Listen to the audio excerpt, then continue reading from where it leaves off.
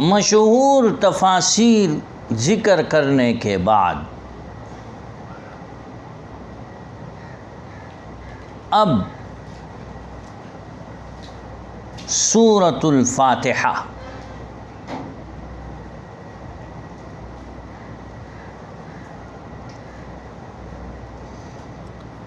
سورۃ الفاتحہ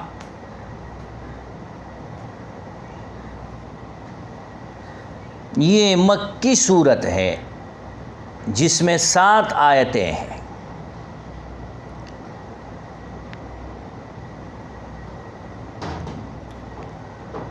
اس کو ام القرآن بھی کہا جاتا ہے۔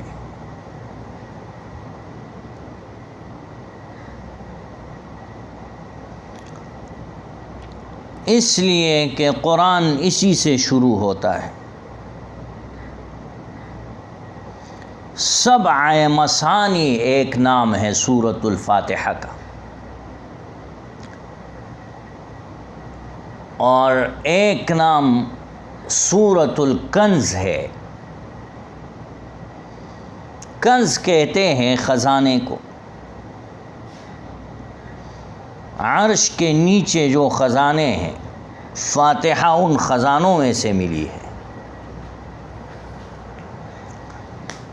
اور یہ سورۃ الشفا ہے،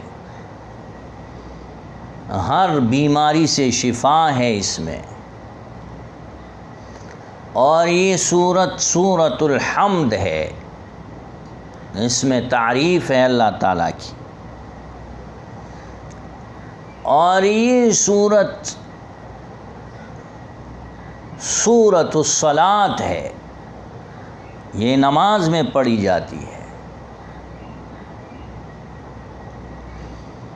اور یہ فاتحۃ الکتاب ہے، اس کا ایک نام ہے فاتحۃ الکتاب، اس سے قرآن شروع کیا گیا ہے۔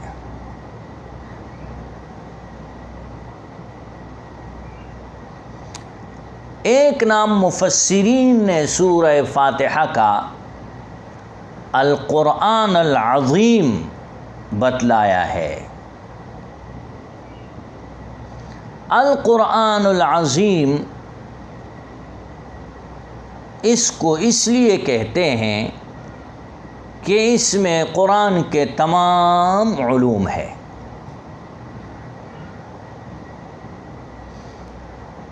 ایک نام اس کا رقیہ ہے، اس سے بیماروں کو دم کیا جاتا ہے۔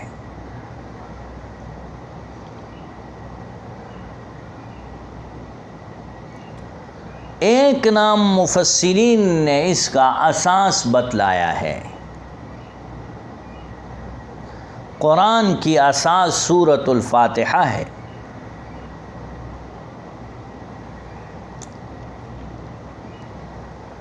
اور امام قرطبی نے تفسیر قرطبی میں ایک نام وافیہ بھی لکھا ہے۔ وافیہ یہ آدھی آدھی نہیں ہوتی، نصف نصف نہیں ہوتی۔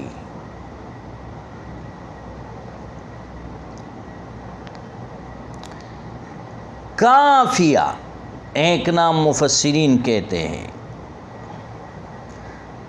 کافیہ اس کو اس لیے کہا جاتا ہے کہ یہ تمام صورتوں کا بدل ہے، جبکہ دوسری صورتیں اس کا بدل نہیں۔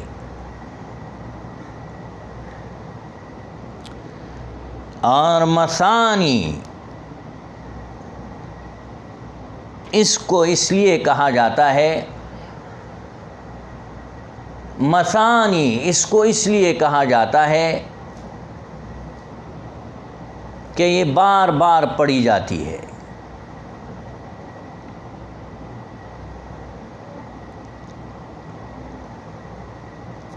سبع مثانی، اس میں 7 آیتیں ہیں۔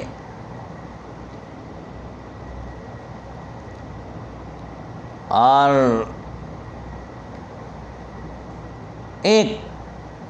7 طوال صورتیں ہیں. ان کو بھی مثانی کہا جاتا ہے. جو 7 طوال صورتیں ہیں ان کو بھی مثانی کہا جاتا ہے. 7 طوال کیا ہے؟ سورہ بقرہ سے اعراف تک یہ 6 صورتیں ہو گئی. بقرہ سے اعراف تک 6 صورتیں ہیں. 7ویں کے بارے میں اختلاف ہے مفسرین کرام کا کہ جو 7 طوال صورتیں ہیں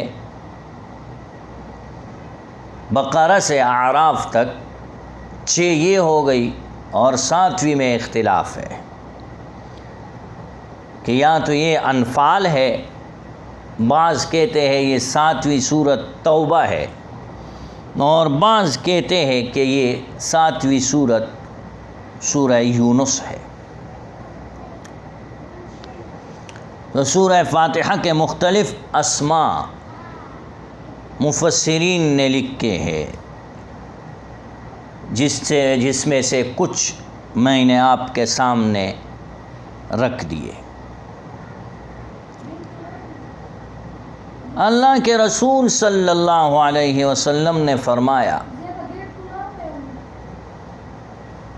فاتحہ میرے اور میرے بندے کے درمیان منقسم ہے، اور میرے بندے کے لیے وہی ہے جو اس نے سوال کیا مجھ سے. حضرت ابو سعید رضی اللہ تعالی عنہ فرماتے ہیں کہ آپ صلی اللہ علیہ وسلم نے مجھے بلایا اور میرا ہاتھ پکڑ کر مسجد سے باہر نکلنے کا ارادہ فرمایا. تو میں نے عرض کیا کہ آپ نے فرمایا تھا کہ میں تجھے ایک سورت سکھاؤں گا جو قرآن میں سب سورتوں سے بڑی ہے اور عظیم ہے. وہ عظیم سورت جو آپ نے مجھے کہا تھا کہ میں تجھے سکھاؤں گا، حضرت مجھے وہ سورت بتلا دیجئے. آپ صلی اللہ علیہ وسلم نے فرمایا وہ الحمد ہے، وہ سورۃ الفاتحہ ہے. ایک حدیث میں ہے کہ ابلیس 4 مرتبہ افسوس کا اظہار کرتے ہوئے رویا. نمبر 1، جب اس پر لعنت کی گئی.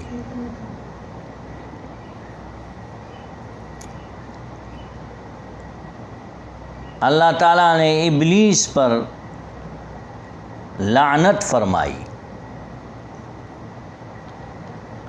ابلیس راندہ درگاہ ہوا. ابلیس جس کا نام عزازیل ہے، اور کئی ہزار سال عبادات اور طاعات میں گزارنے کے بعد عزازیل کو فرشتوں کا سردار اور سربراہ بنایا گیا.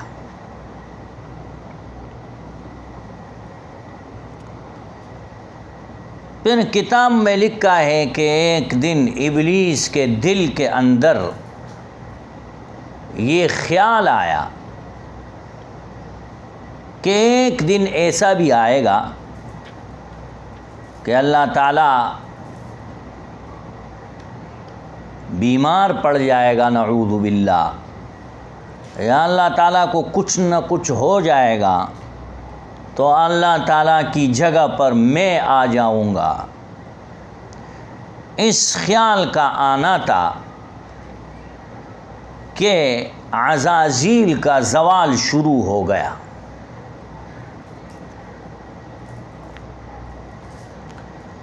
اب عزازیل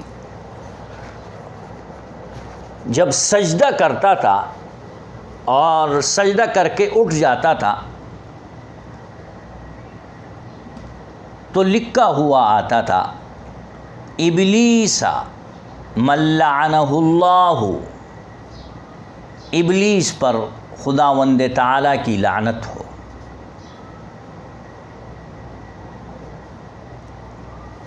کہتے ہیں عزازیل خود بھی کہتا تھا ابلیس من لعنہ اللہ، ابلیس پر اللہ تعالیٰ کی لعنت ہو۔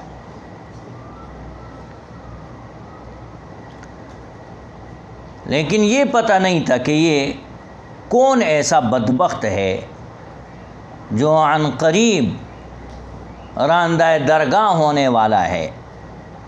اور جب اللہ تعالیٰ نے آدم علیہ السلام کو تخلیق کیا اور فرشتوں کو کہا کہ آدم کو سجدہ کرو، فسجدوا الا ابلیس، سب نے سجدہ کیا لیکن ابلیس نے سجدہ نہیں کیا۔ ابا ان یکون مع الساجدین، اور اس نے کہا کہ میں سجدہ نہیں کرتا ہوں۔ ابا انکار کر دیا ان یکون، کہ ہو جائے وہ مع الساجدین، سجدہ کرنے والوں میں سے۔ جب اللہ تعالیٰ نے ابلیس سے کہا ما منعک ان تسجد لما خلقت بیدی،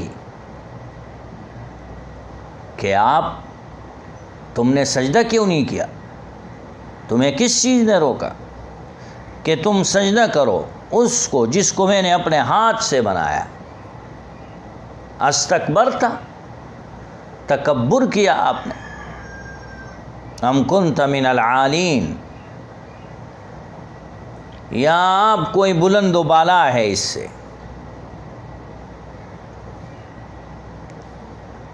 قال انا خیر من، ابلیس نے کہا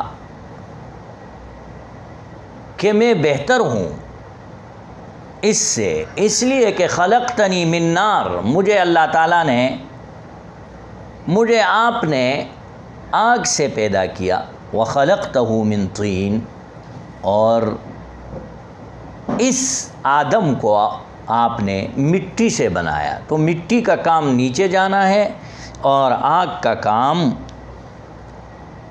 اوپر کی طرف جانا ہے، لہذا آگ مٹی سے بہتر ہے کیونکہ مٹی نیچے جاتی ہے اور آگ اوپر کی طرف جاتی ہے۔